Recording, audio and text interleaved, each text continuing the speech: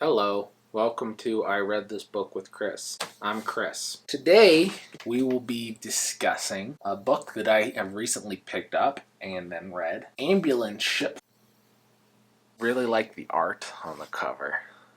It's nothing super exciting, I just like it. I kind of like these old books that weren't super well made, where the spine that wasn't lined up properly. It goes to the concept of pulp fiction. This is not quite pulp. It's a bit late to be pulp, but it's just a cheap paperback. So this was copyright 1979, first edition October 1979, and the dedication is great to Jack Cohen, who is a stickler for xenobiological verisimilitude and appreciation, which there are a lot of big words for such a short little dedication. While discussing this book, I've got a mint and lime tonic. Pretty good. I am a fan of science fiction books in which you sort of slap together science fiction and this concept that most people don't think about when they think about science fiction. One example was one that I've previously discussed, Preferred Risk, which is sort of like Brave New World or Fahrenheit 451, sort of in that vein, if the protagonist was an insurance adjuster. My little note here says 1984, but the protagonist is an insurance adjuster. So in that vein, Ambulance Ship is similar. You get the concept, people who work in an ambulance, but it's sci-fi. So all sorts of crazy alien stuff happens. I'm generally not one for medical thrillers, for medical TV shows, medical books, anything like that. I like House, but I sort of see House more like Sherlock Holmes type thing, more than just a general hospital TV show. Ambulance Ship is that sort of idea. So it's in the Sector General series by James White. It says it's a novel, a new Sector General novel. It's more like 3 short stories or like 3 episodes, like a mini series. All of them have to deal with, there's this federation of different species in the galaxy, and they have this one hospital which anyone, depending on what species they are, can go to. They have different sections for different people, different alien races. We follow some humans, and so they're in a section full of oxygen breathers, a section nearby full of water breathers. There's a section for people who breathe chlorine. Some people can only exist in high pressure steam situations. Of course, they have all of the fun translator technology. They have tapes which store all sorts of information. This is before, a lot of the digital stuff. So all the information, if you need to go and do a surgery on a species you haven't worked on before, you can take a tape. I don't know how it attaches, but you get all that information inside your head, and then you have that information so you can go and perform a surgery or whatever it is you need to, and then you can take it out. And then there are some fancy diagnosticians have like 8 tapes in their head at once, and you have to be really crazy and intelligent and mentally stable to be able to have that many tapes in there. So I think it would be fun, this concept, if there was like a Doctor House in it. But everyone here seems to be more, responsible. Not super exciting. But I enjoyed the book a lot. Since there were 3 different stories, it's following the ambulance crew on their first 3 missions. There had never been an ambulance before, and so they created this ambulance specifically in order to respond to distress beacons of uncontacted species. It doesn't give a strict number, dozens, hundreds of species that are all part of this federation, probably in the hundreds, but constantly they are going in, the Federation is trying to go out and make contact with them. So they create this ambulance system so that if there's a distress beacon, the ambulance can go out. They have some of their best doctors on this ambulance, so they can figure out the situation their best to the lives of whoever these uncontacted aliens are. So then once they have done that, hey, look, we saved these people's lives. Now this is a great way for us to get into this new civilization, to this new planetary species, and we can hopefully get them to join our Federation by doing so. It's broken up into 3 parts. The first part, Contagion. They go to save a ship, and they get there, and the ship looks like it's alright, but a distress beacon has been sent out. It looks like it was just only minimal damage. They get there, and they realize it was trying to salvage another ship, only to realize it was one of the first colony ships sent out, and it had a bunch of diseases that we were not immune to. So a lot of people got the flu, but they had no idea what the flu was. It took them a little while to figure it out, but they did. Part 2.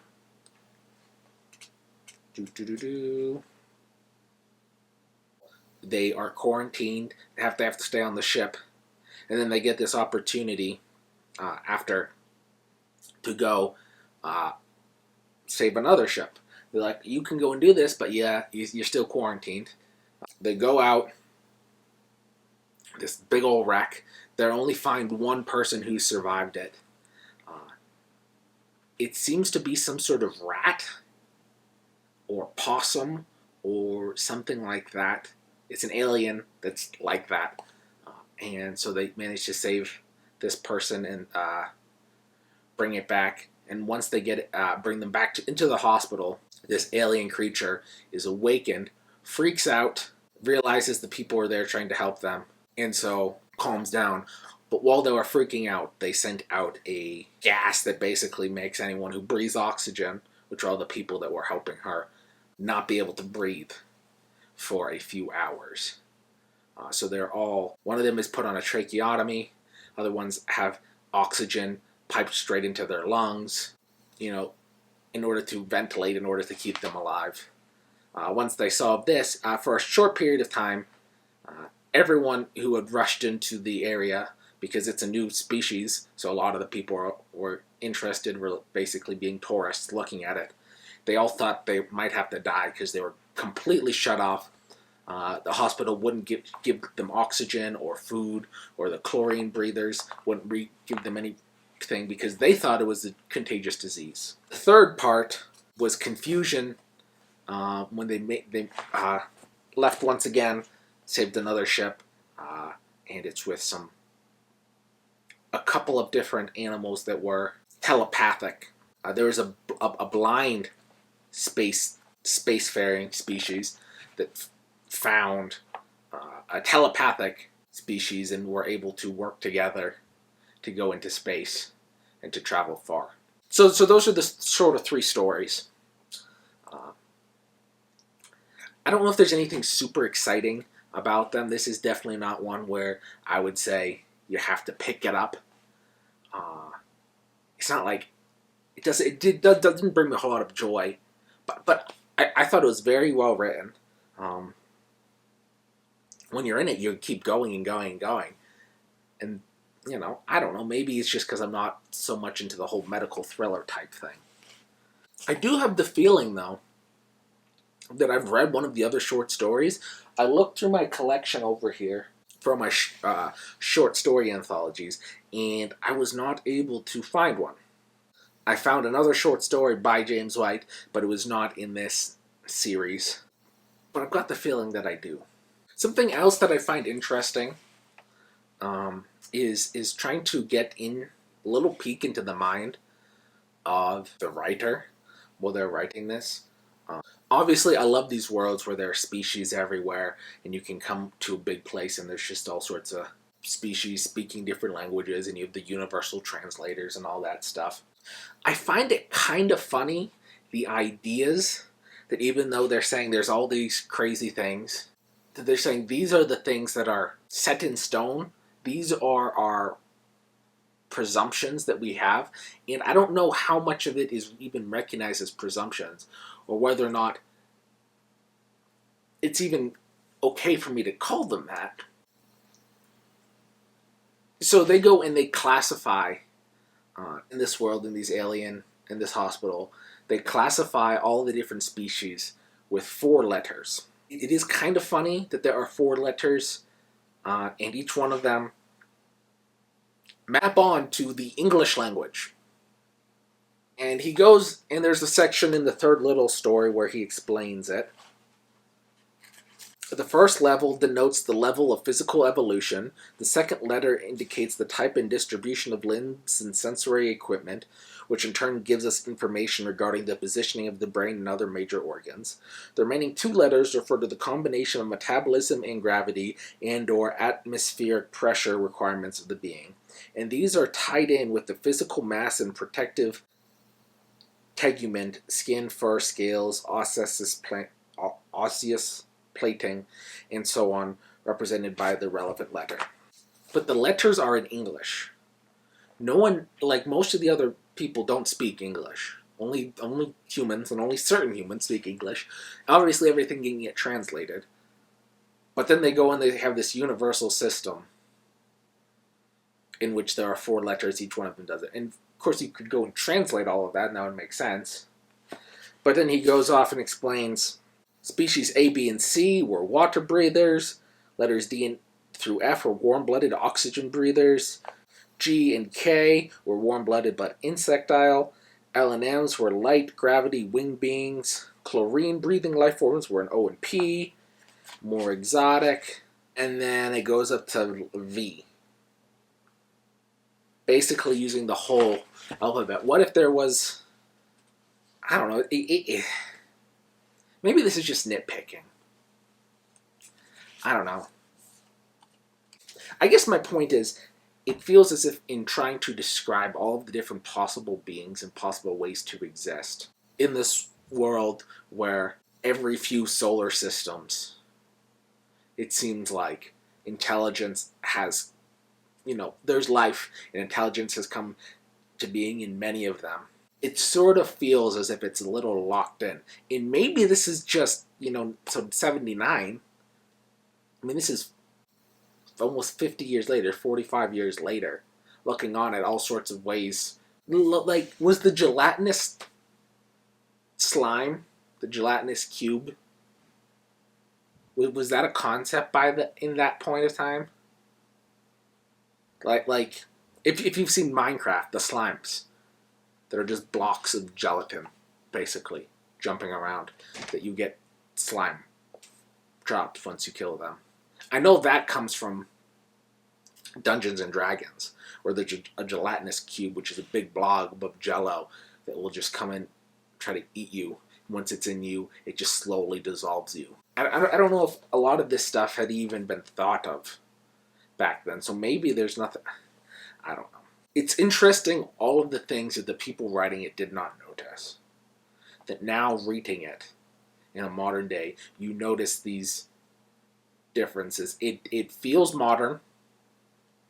It's missing a lot of the woke stuff that a lot of modern science fiction has, and you don't notice that it's there or not there. It's definitely not in the 50s or 40s science fiction. There's no man going to save, Cinderella or anything like that. There's no cigarette smoking, which a lot you notice in a lot of old sci-fi. It feels very modern. And yet there's these concepts that they just don't have, or they're going in there trying to explain something, but trying to make it as open as possible, trying to say there's all these possibilities of different beings and creatures. They aren't able to capture everything because not everything had yet been thought up that we now have. So now in another 50 years, looking back now, what are people going to go and read our science fiction and say, oh, here are the preconceptions that they had about the different ways? And a lot of this comes down to, there's some science fiction, which there's a lot of different alien species. There's some where the humans are it and we're alone in the universe. Both of which are slightly terrifying in one seam or another, depending on the mindset that you're in. But even if you're saying the world is more wonderful and exotic place than we could ever think of, it's still a more exotic place than we can think of 50 years ago. And now looking back at it, you can say, if you want to make it exotic and more strange and have all these things, there's a lot more you could put in there, which you just were not thought up at that time. I guess that's what I'm trying to say. If you see Ambulance Ship by James White, I would pick it up, especially if you are a fan of medical type. Oh, I don't know if you're a fan of medical type stuff, you should pick it up. If you have watched House and enjoy House, I'd pick it up. There's just a little bit of mystery, nothing too crazy. Just the concept of a space alien. It's a great concept.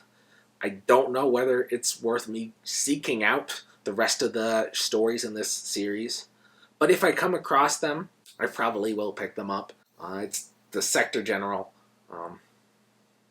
series. Thanks for watching.